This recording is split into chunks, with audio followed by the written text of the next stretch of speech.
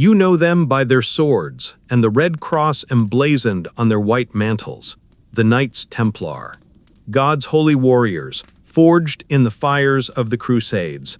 But what if I told you their most powerful weapon wasn't forged from steel? What if I told you their true power came from an idea, a piece of paper, and a concept that now runs our entire world: trust?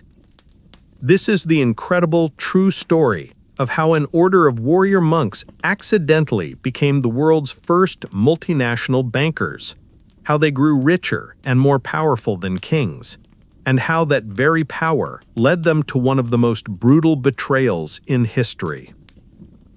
Our story begins in the 12th century, a world of faith and immense danger. Imagine you are a wealthy nobleman wanting to make the holy pilgrimage to Jerusalem.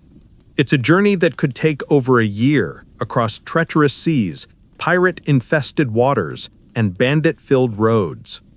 Your biggest problem wasn't the journey itself, but what you had to carry with you: your wealth.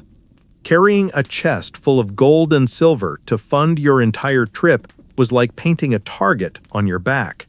You weren't just likely to be robbed, you were likely to be killed for it.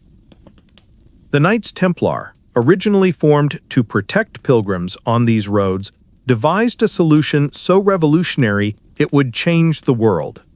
It was a system built on their vast pan-European network of strongholds, called preceptories. Before leaving, you would visit the Templar Preceptory in London. There you would deposit your gold. In return, you wouldn't get a heavy chest, but a single piece of parchment, a letter of credit. This letter was inscribed with a complex, coded cipher, known only to the order. You would then travel across the world carrying only this, for all intents and purposes, worthless piece of paper. If you were robbed, the thieves got nothing. When you finally arrived months later in Jerusalem, you would present your letter at the Templar headquarters there. They would check the cipher against their own ledgers to confirm its authenticity, and then, like magic, they would give you your gold, minus a small but profitable service fee. It was the world's first international banking system. They had invented the traveler's check nearly 800 years before it was reinvented. This system was built on their fearsome reputation.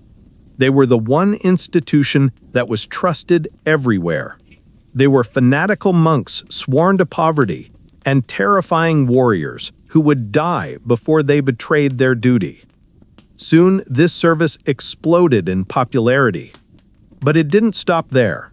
Popes and kings, seeing the Templars' efficiency and security, began using them as their personal treasury. The Templar preceptories in Paris and London became the de facto central banks of France and England. They managed estates for nobles who were away on crusade. They collected taxes. They transferred funds between monarchs.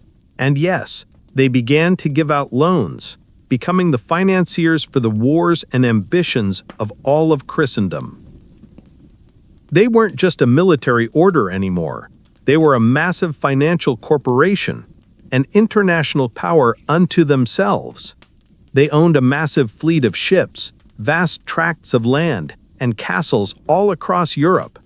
They were a state within a state, accountable only to the Pope himself. And that made them dangerously powerful. Which brings us to our story's villain, King Philip IV of France. Known as Philip the Fair for his handsome looks, he was pious in public, but ruthless in private. A powerful and ambitious ruler with one very big problem. His endless wars against England and Flanders had left him deeply, catastrophically in debt. And his biggest creditor was the Templar Order. King Philip of France knew he could never repay his monumental loans to the Templars. His pride and his kingdom's finances were on the line. So he devised a plan of breathtaking evil and audacity. He couldn't just default on the most powerful organization in the world. That would be suicide. He would have to utterly destroy them, and in doing so, cancel his debts and seize their unimaginable wealth for himself. To do this, he would wield the most powerful weapon of the medieval age, the accusation of heresy. Working in secret with his ruthless advisor, Guillaume de Maugeret, he fabricated a list of shocking charges. He accused the Templars, the very symbol of Christian chivalry, of spitting on the cross during their secret initiation rites, of denying Christ, of worshipping a demonic severed head named Baphomet, and of all manner of unspeakable crimes. At dawn on Friday, October 13, 1307, his plan was unleashed with terrifying precision. On that single morning, acting on sealed orders, the king's men launched a coordinated strike across all of France, arresting every Templar they could find, from the Grand Master Jacques de Molay down to the lowest brother. The shock and disbelief were absolute. This is the true dark origin of the superstition and dread surrounding Friday the 13th. The arrested knights were brutally and systematically tortured by royal inquisitors until they confessed to the fabricated crimes. Under unimaginable agony, many broke and admitted to the false charges, providing Philip with the justification he needed. The order was officially disbanded by a weak pope who was practically the king's prisoner. Philip seized all of the Templar assets in France, instantly erasing his debts and making himself the richest monarch in Europe. The story ends in Paris in 1314.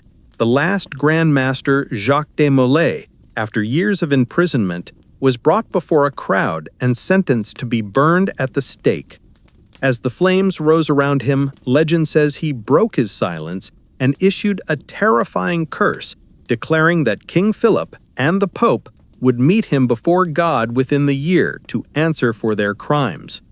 Whether by curse or coincidence, both powerful men were dead within months. So what does this medieval story of warrior monks and a treacherous king teach us today? It's a timeless lesson about the dangerous intersection of finance and power. The Templars created a system built on trust that made the world smaller and modern commerce possible. But their success made them too powerful, a supranational entity that operated beyond the control of any single king. They became a state within a state, a creditor that even the most powerful man in France couldn't afford to repay. History reminds us that when a debtor is powerful enough, they won't just default on their loan, they might just decide to eliminate the lender entirely. It's a brutal lesson about what happens when financial power grows so large that it threatens political power itself. A lesson that echoes today in the complex relationships between multinational corporations and the sovereign nations they operate in. If you believe these lessons from the past are crucial for understanding our present, please show your support with a like. And to continue this journey through the forgotten financial stories that shaped our world, be sure to subscribe.